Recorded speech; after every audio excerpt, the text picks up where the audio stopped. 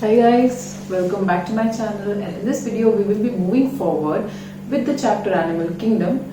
And in the previous videos beta, I have told you that whenever you come and see this video, before coming to this one, please go ahead with the topics which we have already done. Just give them a read, revise them, watch the videos once or twice so that your basics are clear, right? Because in this topic now, in this video, we will be beginning with the phylum Porifera in detail. Right? Earlier what we had done, the basis of classification. We have winded up our basis of classification, and now we are moving forward with a single individual phylum. Fine? So these phylums beta, we will be covering up each and every detail, the general characteristics as well as the physical attributes, right? How the processes in their bodies go on, what are the different systems present in their body, and the basis of classification of each and every phylum will be discussed in detail. Right? So, I told you in the previous videos when we were studying the basis of classification, I told you that when we are studying the basis of classification, make sure that the sequence in which we have done is the same. Okay? That means level of organization, germ layers, cellular, body plan, symmetry, segmentation, notochord, they should all come in sequence. You should remember the sequence because that is the way you will be getting through with this chapter. If not, you don't know the sequence, then it will be very difficult for you to cover up this chapter. Because you will be confused. If you jumble up these general characteristics, you will be definitely confused. So do not jumble them. What you have to do, remember them in a sequence so that your job is made easier. Fine? Okay. So let's get started with the general characteristics of which phylum? Porifera.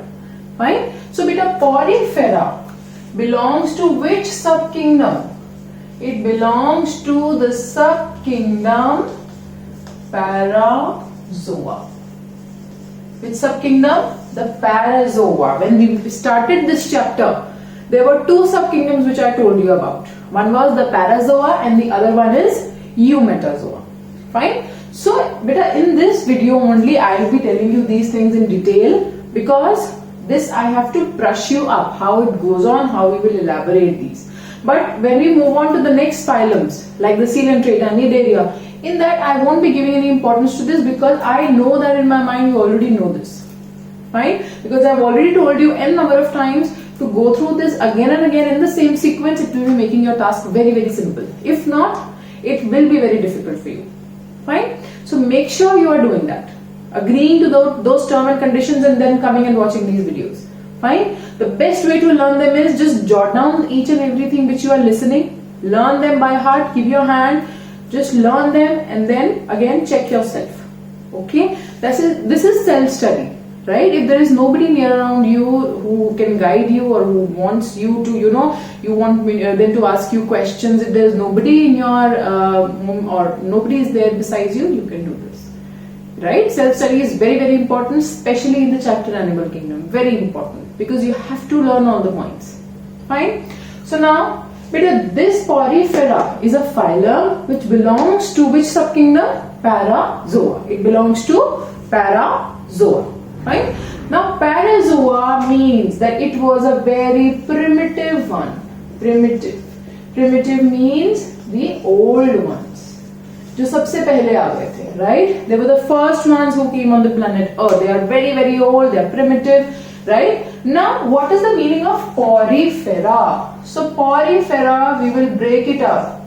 Porifera. Remember in the previous videos I told you that whenever you need to find out a meaning of a name, what you need to do? You need to bifurcate it into two parts, right? So bifurcation means there is a one word, you have to divide it into two words and then separately take out the meaning of each and every word, right? So pori here means pore, okay, pores, and fera means the bearers.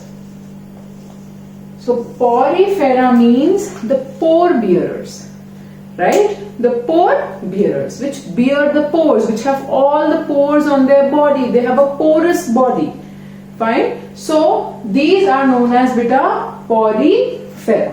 Right? They belong to the subkingdom Parazoa, and Parazoa is one of the primitive subkingdoms. It is the oldest subkingdoms. Fine? Then let's come to what is the meaning of the term Porifera. They mean pore bearers.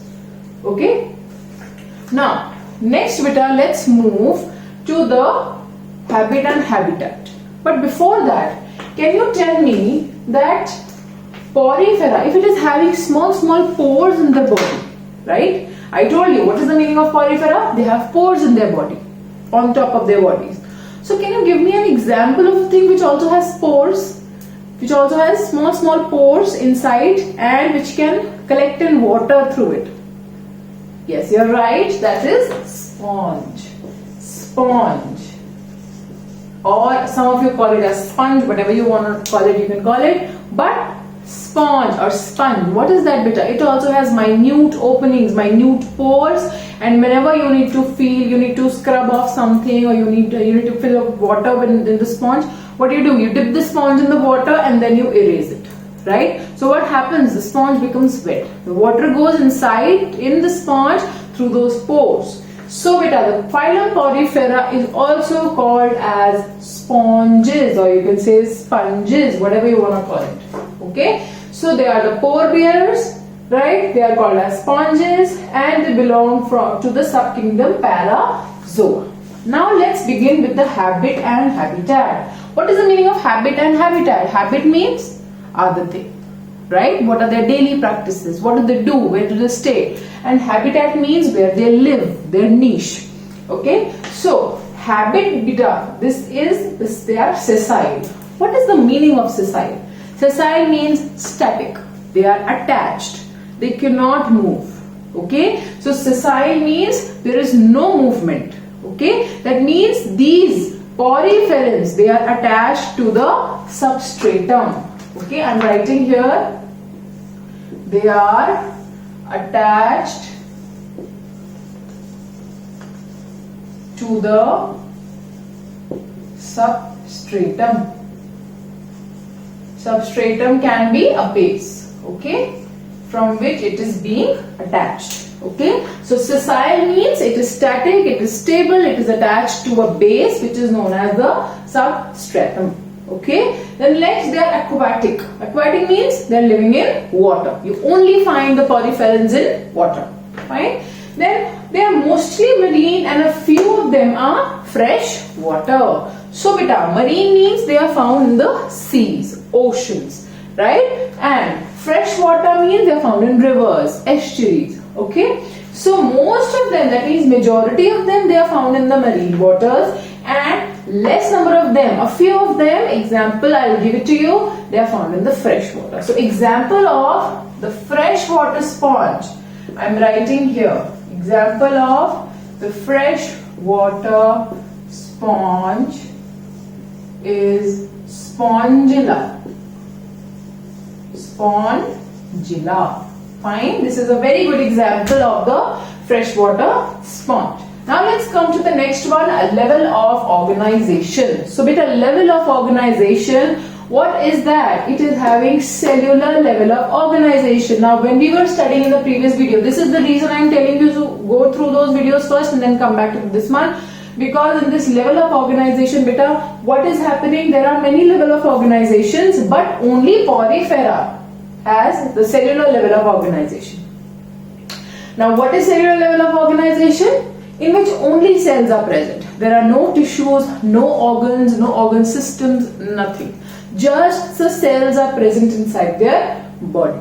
Fine. I will not be explaining different types of cellular level of organization now. No, because they have already been done. You can go watch that video. But in this one, I will just be telling you the level of organization which is shown by poriferans is the cellular level of organization. That means they just have cells.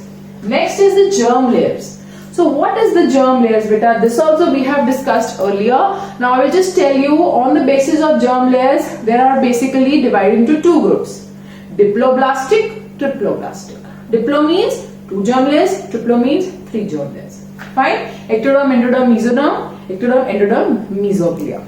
Fine. So I am just brushing it up so that you get it inside your head that what has been told in that video. If you have already watched it, if you haven't watched it, you will not understand. So please, it's better to go and watch that.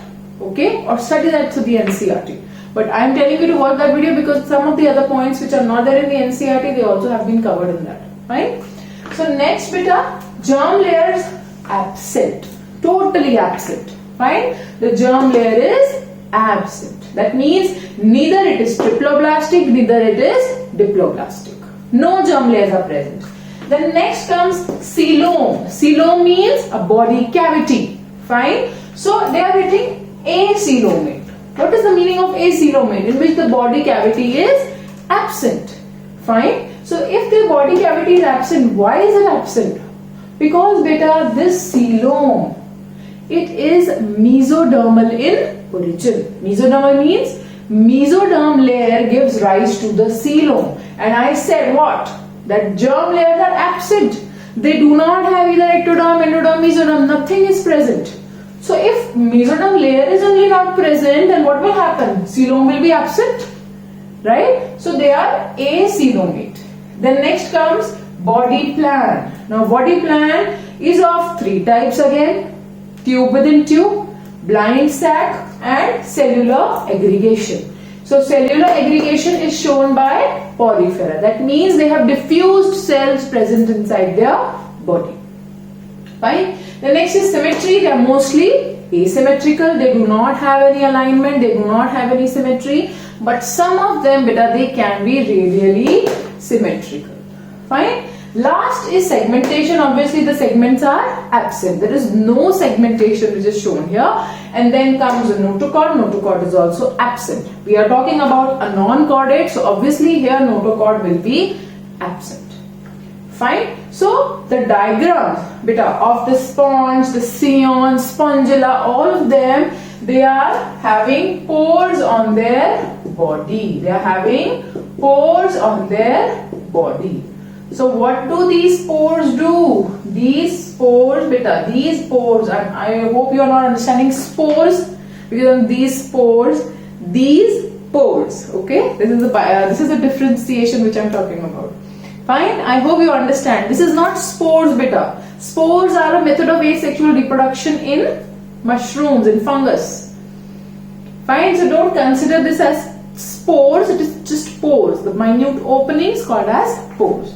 Fine, so these beta, they help in the entry of water inside it. Fine, so make sure the diagrams, you see them from the NCERT, you know which one is scion, which one is sponge, which one is euspongia, which one is spongilla. Everything is given in the NCERT, these diagrams. You don't have to label anything in that. But there is a very, very important thing which we will be discussing in the next video about the phylum Porifera only, that is the water canal system. Fine, very easy, very, very interesting, and you will just, if you listen to this video, you will get what it takes to know it. Right? So it is very, very simple beta. Go through this once and then we will meet you in the next video. We will be covering up the water canal system. Right? So till then, if there is any doubt, any problem, put down in the comment section. Right? Or if any video you find it missing or you want me to do it, you can put down in the comment section below. Right? So till then, take care. I'll see you guys in the next video.